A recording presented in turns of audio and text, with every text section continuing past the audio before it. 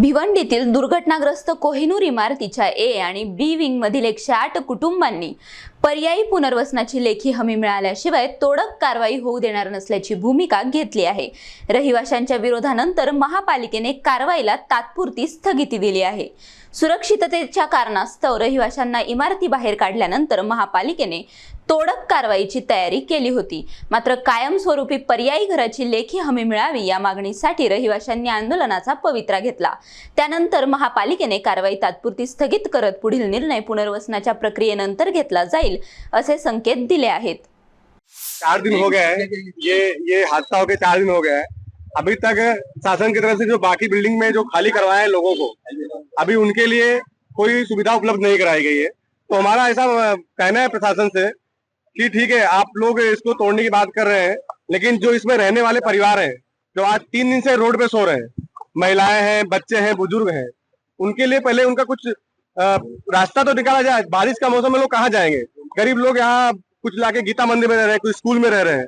तो ये हिसाब से प्रशासन से हमारा कहना है कि पहले उसका जांच किया जाए कि आखिर में वो बिल्डिंग तोड़ने की ऐसी है कि नहीं। आज 3 दिन से हो गया, खाली करवा के लोगों को बाहर रोड पे छोड़ दिए हैं और कोई सुनवाई नहीं हो रही है। ये महापालिका ने नोटिस दिया था? महापालिका ने कोई भी नोटिस नहीं दिया है कि बिल्डिंग को तोड़ने के लिए। कोई आदमी जानबूझ के मरने के लिए बिल्डिंग में नहीं जाएगा। ये जो वो नोटिस दिखाए, उनके पास नोटिस है क्या? नहीं, अप्रैल में कोई नोटिस नहीं लगाया। मेंटेनेंस का लगाया, हमें नोटिस लगाया है, किसी का रिसीविंग है, किसी का साइन है, वहाँ पे कुछ नहीं। ये खाली आज नोटिस शो कर रहे हैं कि बिल्डिंग का हादसा हुआ है, तभी अपने कामों को छुपाने के लिए। वो 14 साल की पुरानी की बिल्डिंग आज वो तोड़ने की बात कर रहे हैं। इसका जिम्मेदार कौन है? हमारी जो मांगे हैं, हमको रूम चाहिए। तो अगर बिल्डर तोड़ना है तो तोड़िए, उसको कोई दिक्कत नहीं। हमको पहले उसका लिखत में चाहिए, बना के लिख के दीजिए कि तुमको अगर टूटेगा तो यहाँ बना के मिलेगा रूम। और बिल्डर, वो भी बिल्डर लिख के दे। ऐसा नहीं कि महापालिका बोली तो हो गया, ऐसा नहीं। बिल्डर प्रॉपर आए, आप पूरा बकायदा लिख के, हर पर रूम जितने हैं सबको चाहिए, आप एक कॉपी चाहिए। उसके बाद ही हम बिल्डिंग तोड़ने नहीं तो गाला हो चाहे रूम सबको लिख के चाहिए। और बंदे वाले हम लोग के घर वो भी गया, इधर घर था वो भी टूट रहा है। हम लोग एकदम बर्बाद है, समझ में नहीं आ रहा है क्या करें। नक्कीच जर स्ट्रक्चर ऑडिट करून जर का होत असेल तर नक्कीच करायला पाहिजे। किंवा प्रशासनाने सगळ्यांनी जे निघाल्यात, 100 कुटुंब जे बाहेर पडल्यात, त्यांना कुठेतरी आसरा दिला पाहिजे।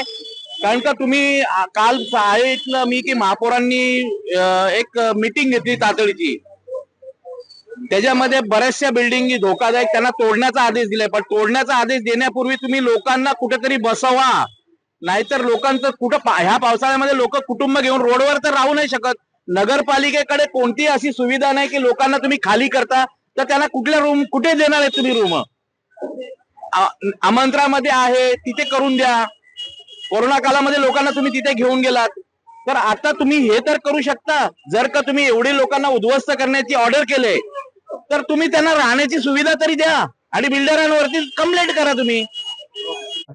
ही परवा दिवशी जी दुर्घटना घडली 1557 जी एक विंग जी अचानक कोसळलेली आहे, त्याची एक विंग आहे, त्याच्यामध्ये लोकांचं सर्व जीवनावश्यक संपूर्ण पुंजी सर्व सामानात आहे।